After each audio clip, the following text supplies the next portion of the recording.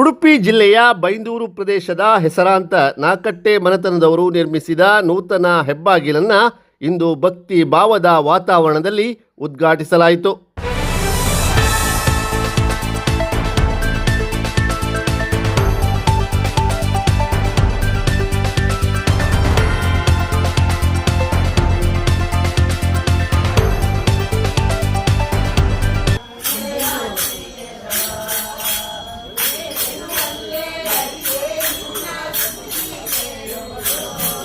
ಉಡುಪಿ ಪೇಜಾವರ ಮಠದ ಶ್ರೀ ವಿಶ್ವಪ್ರಸನ್ನ ತೀರ್ಥ ಸ್ವಾಮೀಜಿ ಅವರ ಕರಕಮಲಗಳಿಂದ ಈ ಹೆಬ್ಬಾಗಿಲು ಉದ್ಘಾಟನೆಗೊಂಡಿತು.